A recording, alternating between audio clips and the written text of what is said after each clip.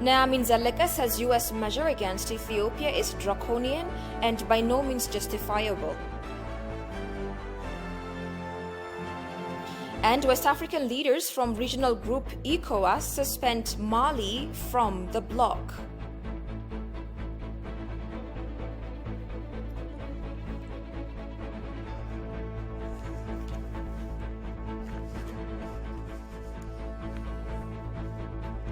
Hello and many thanks for joining us. You're watching Addis News Hour. With the news, I'm Tabitha Joan. Do stay with us.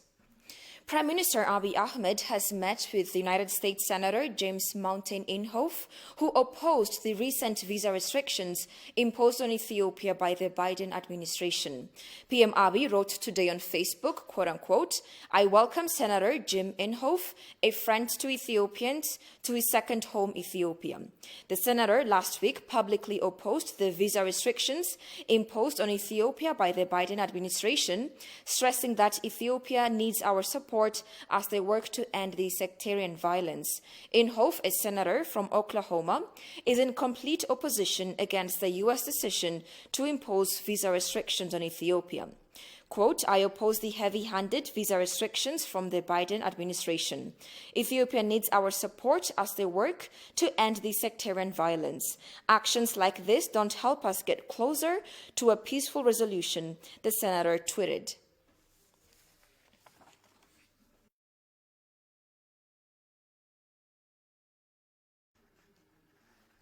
The restrictions and impositions the USA has taken against its key ally Ethiopia is draconian with repercussions kicking backwards. An activist and coordinator of the Global Ethiopia Advocacy Nexus, Naamin Zaleka, made this remark in an exclusive interview with ETV English. What makes the measure even more unfair, he says, is that the measure is based on unsubstantiated accusations and false media propaganda. Shifa Lako reports. Disagreements between Ethiopia and the USA spilled over into an open confrontation when Ethiopian officials lashed out at Washington, D.C.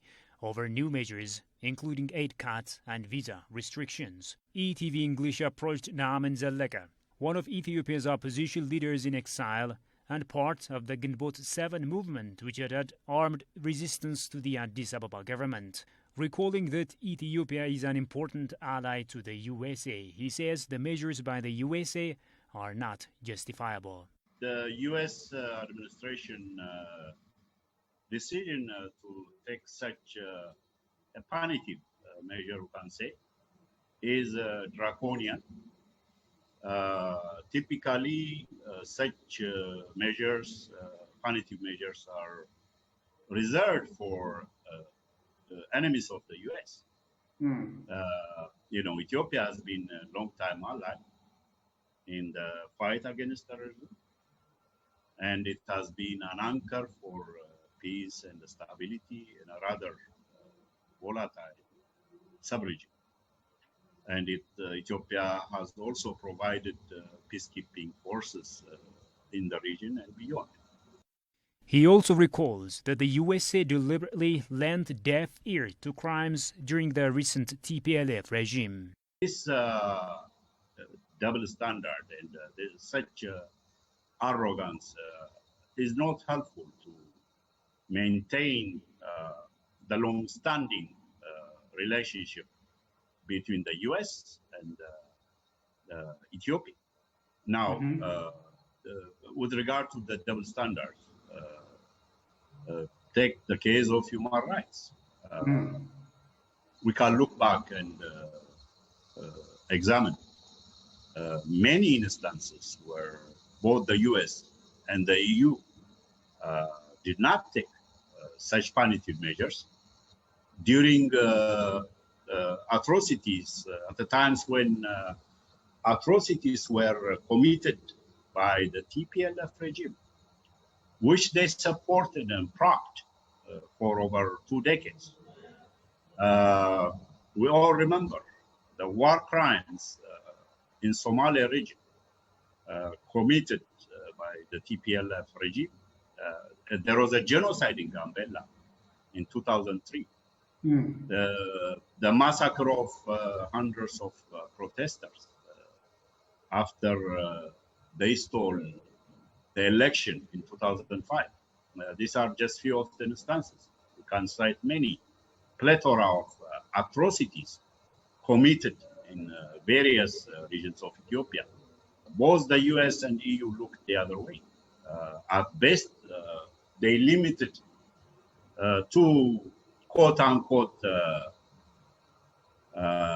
expressing their deep concern. However, the USA has now resorted to the sanctions and restrictions solely based on alleged accusations and media propaganda, which justifies the unfairness of the measures. What the Biden administration tried to justify these punitive measures on an ally, on a partner, is on the grounds of alleged atrocities committed in Tigray region. Mind you, the Ethiopian government not only has pledged its commitment to undertake the investigation into these violations, but also recently the Attorney General Office has made its findings public, vowing to hold those violators to account. But you know, all these facts notwithstanding, the administration has pushed for such an aggressive posture and policy that is unjustified and draconian. He has called on the diaspora community, who were instrumental in the election of President Biden, to exert extra efforts to get the USA to change its unfair stance on Ethiopia. Ethiopians and Ethiopian Americans living in the U.S. have reaffirmed commitment to defend their homeland from external pressures. A webinar that involved participation of more than 500 members of the Ethiopian diaspora community in the U.S. has been held to explore ways to defend the interests of Ethiopia from external forces. Ambassador Extraordinary and Plenipotentiary of Ethiopia to the U.S., Fitsum Arega, stressed the need of coordinated efforts of the people at home and abroad to stop meddling of foreign countries and other external forces into Ethiopia's internal matters. Minister of Water, Irrigation and Energy, Dr. Seleshi Bekele, addressing the webinar, said external pressures that are being spearheaded from various directions against Ethiopia are aimed to disrupt the construction of the Grand Ethiopian Renaissance Dam, calling for enhanced collective efforts to avert the challenge.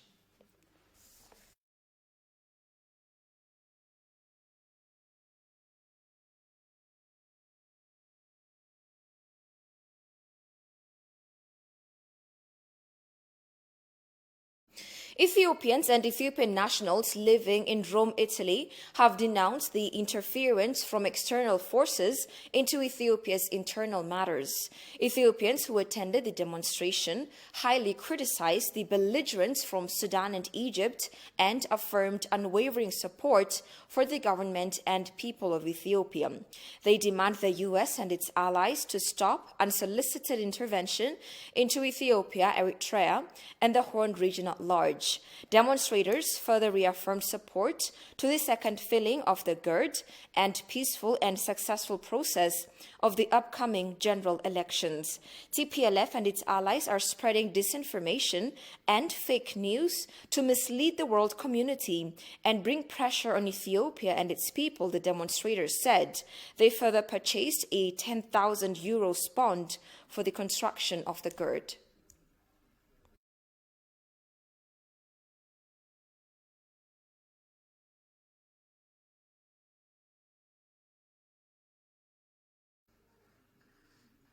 Ambassador Extraordinary and Plenipotentiary of Ethiopia to Cuba, Shiburu Mamo, held talks with Cuban Foreign Minister Bruno Rodriguez Parilla on various bilateral and other issues of mutual concern. Ambassador Shiburu told the Cuban Foreign Minister that the 34th Assembly of the African Union Heads of State and Government has approved candidature of Dr. Arkaba Kubai as the sole African nominee for the position of Director General General of the United Nations Industrial Development Organization, UNIDO. The ambassador assured Minister Bruno Rodriguez Parilla that Ethiopia is following an amicable approach to resolve dispute with Sudan and Egypt through peaceful mechanisms. Ethiopia sticks to peaceful solution of the border dispute with Sudan, delivering humanitarian aid to people in need in Tigray, and has finalized preparations for the upcoming general election, elaborated Ambassador Shiburu. Bruno Rodriguez Parilla reiterated that Cuba has full confidence that Ethiopia can address its domestic circumstances without intervention of any external force.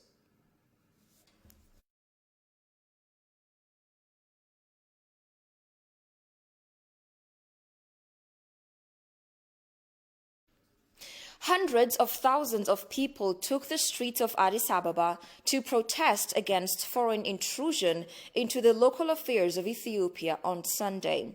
Different foreign media outlets reported on the rally, quoting protesters' messages in different ways. Demis Merkra looks into the reports as follows.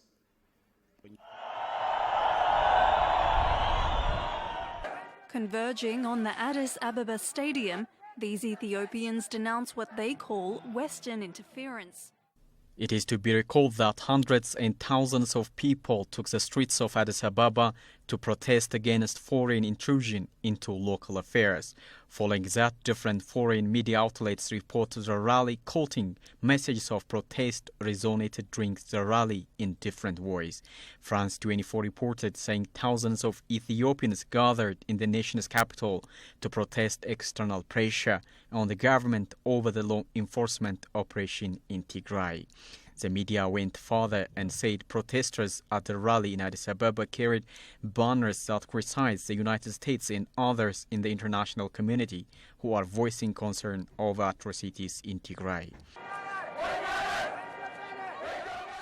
Ethiopian pro-government demonstrators held a massive rally on Sunday, denouncing the United States for imposing restrictions on aid. Reuters, for its part, said Ethiopian pro-government demonstrators denounced the United States on Sunday for imposing restrictions on aid over the Tigray conflict.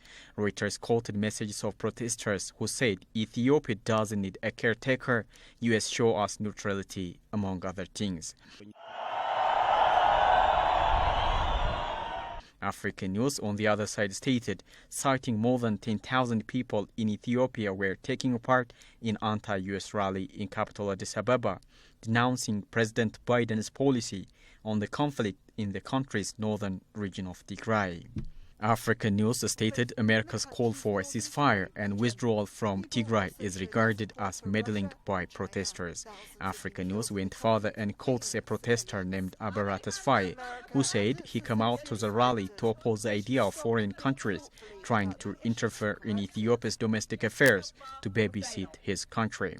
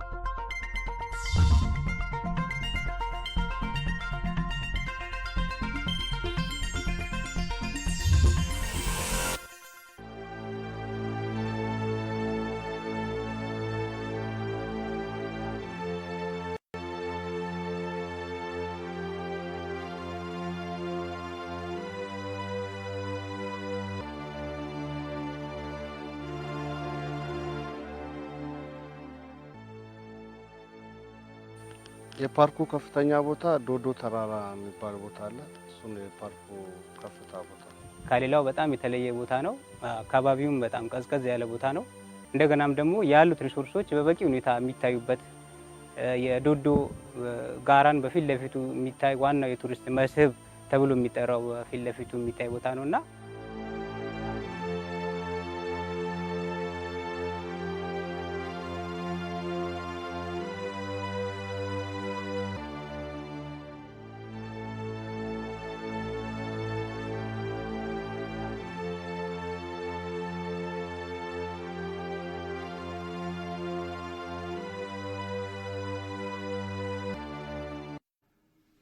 Welcome back. You're watching Addis News Hour. Ethiopian Health Ministry desires to create a tobacco-free environment in the nation. This came while the Ethiopian Food and Drug Trafficking and Controlling Authority, in collaboration with the Ethiopian Ministry of Health, celebrated World No Tobacco Day for the 29th time under the motto, Commit to Quitting. Kasahun Jani reports.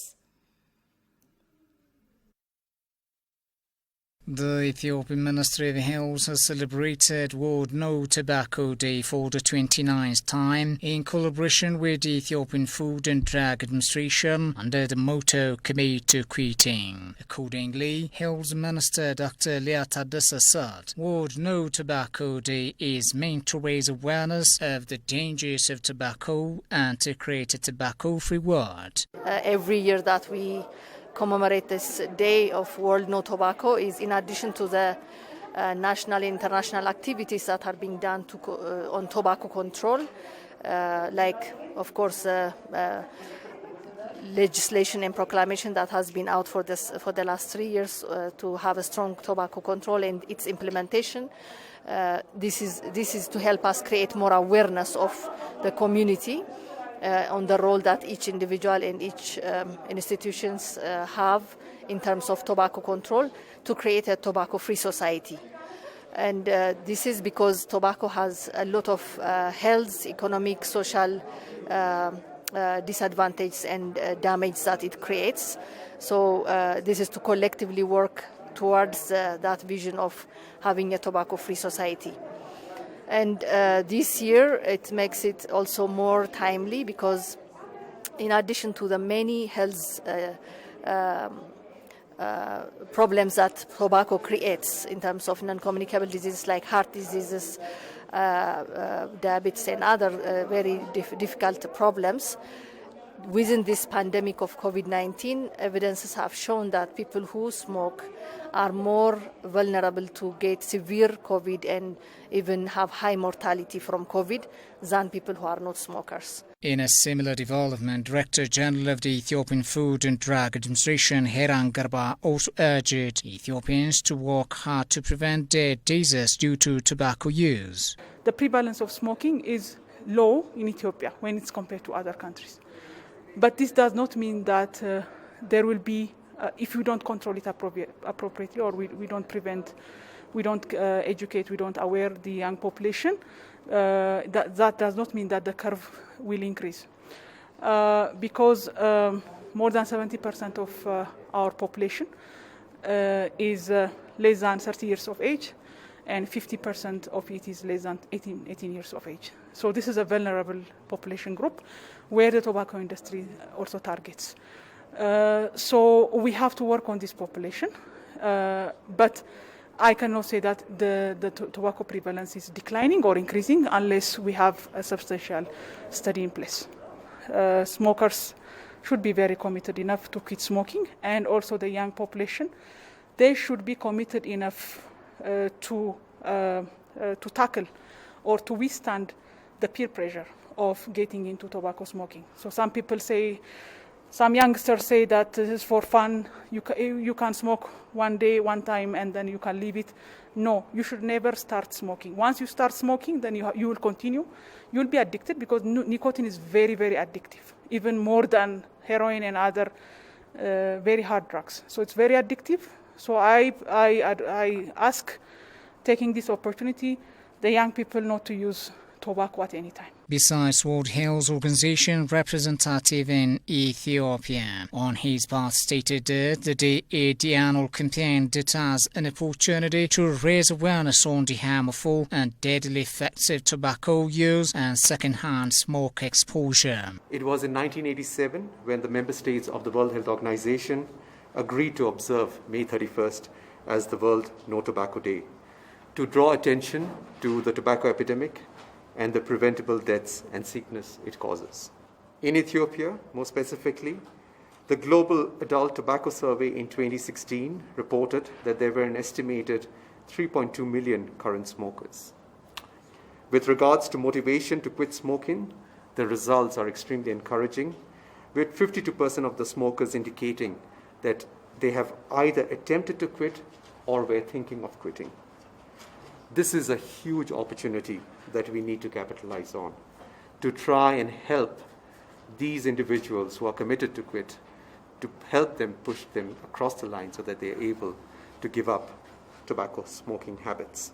In connection with COVID-19, smokers are said to be at higher risk for serious illness and disease. It is estimated that 8 million people worldwide die each year as a result of tobacco use, as tobacco contains about 7,000 chemicals, 70% of which are said to be harmful to health. The problem is also a risk factor for cancer. The Human Rights Commission said 6 human rights minimum agendas are put in place in Ethiopia to help human rights reform agenda by supporting the ongoing electoral process of the nation. The Commission has held a consultative discussion with representatives of contesting political parties today, aiming to promote its human rights minimum requirements. Haptam Washagri has more. Ethiopian Human Rights Commission has held consultative discussion with representatives of all contesting political parties in the upcoming 6th general election. Speaking on the occasion, Ethiopian Human Rights Commissioner Daniel Bekele said the 6th human rights minimum agendas encourages all contesting political parties to maximize their effort to human rights commitment. According to the Commissioner, legislature and policy reform activities are critical to manage the human rights crisis in Ethiopia by undertaking democratic election. The 6-point human rights agenda is supposed to be encouraging political parties for a human rights commitment, which means for political parties to pledge to conduct the electoral process in a human rights respecting manner, as well as for the political parties to make pledges on the human rights reform agenda necessary in Ethiopia. Your viewers might realize that much of the Ethiopian human rights crisis is a problem which emanates from political crisis of the country and which might require a major reform, both in terms of legislative reform as well as policy reform. The point is also helps contesting political parties to take possible measures in a bid to respect human rights for all vulnerable groups across the country, Daniel added. The 6-point human rights agenda is the minimum human rights agenda that we expect from political parties to make progress on. They relate to commitment for human rights values. They relate to pledges that political parties have to make. They relate to increasing and enhanced political participation of women. It relates to the protection of vulnerable groups, including women, children, IDPs, and persons with disabilities. Basically asking political parties what specific measures or actions they are ready to take to improve the human rights situation of both vulnerable communities as well as the Ethiopian population in general. He also noted further efforts are necessary to manage complicated concerns related with the socio-economic crisis in Ethiopia. Ethiopia remains in a deep human rights crisis, there's no question about that, but at the same time Ethiopia has also made significant gains over the last couple of years. I think it is fair to say that Ethiopia has made a step forward, but it remains facing some complicated challenges that emanate from socio-economic and political crisis of Ethiopia, and I like to believe that we have an opportunity to continue to make progress. The 6-point human rights agenda that helps the nation to manage human rights violations, which are usually considered as causes of political crisis in Ethiopia during election. Chief of Oromia State, Shimadlis Abdisa, expressed government's commitment to intensify public-private partnership. This remark came during the inauguration ceremony of a mega printing and packaging company in Galan City. Alula Teklamariam has more.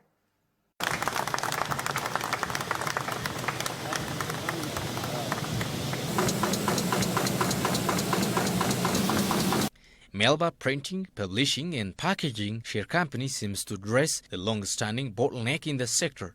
Located in Galan City, Melba Printing and Publishing Company has so far created over 300 job opportunities to youth and has a plan to maximize that number. The project was constructed with a total outlay of 1.4 billion birr. Speaking on the inaugural ceremony, Chief of the Oromia State, Shimadlis Abdisa, expressed government's commitment to intensify public-private partnership.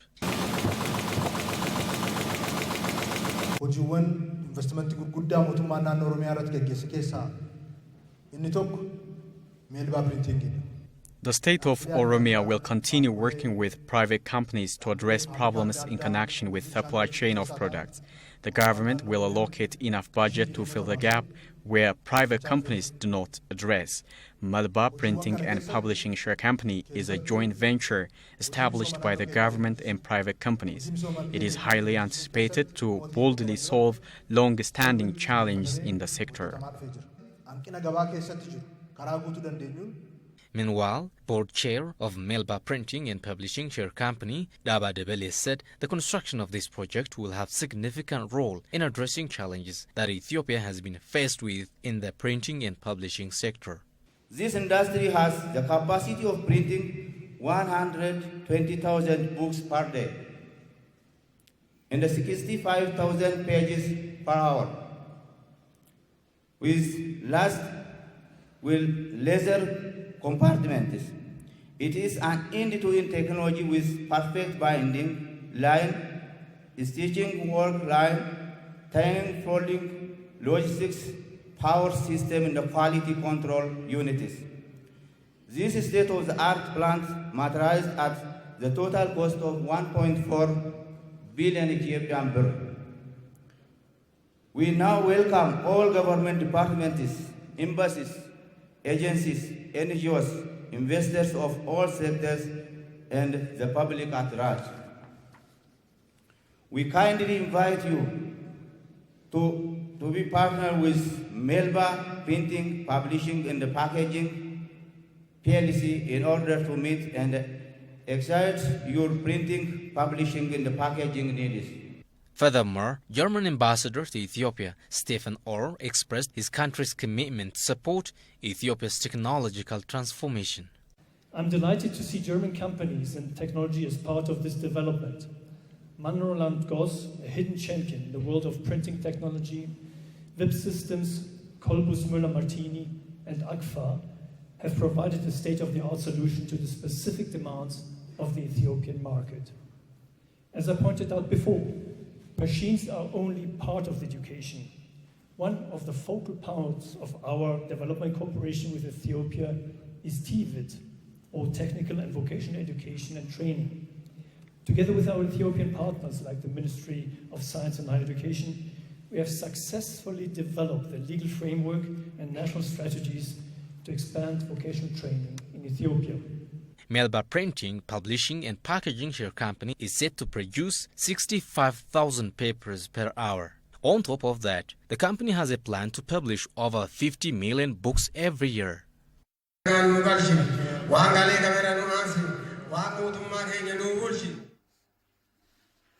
The Joint Security Intelligence Task Force of Ethiopia disclosed that court has come to freeze assets of members of TPLF and Shani groups who run businesses and properties to support ill acts of the terrorists.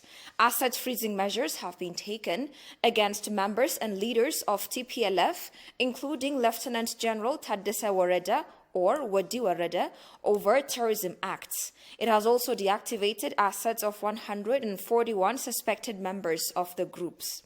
The Joint Security Intelligence Task Force is organized from the National Intelligence and Security Agency, the Federal Police, the National Defense Force, from the Information Network Security Agency, and Financial Intelligence Center.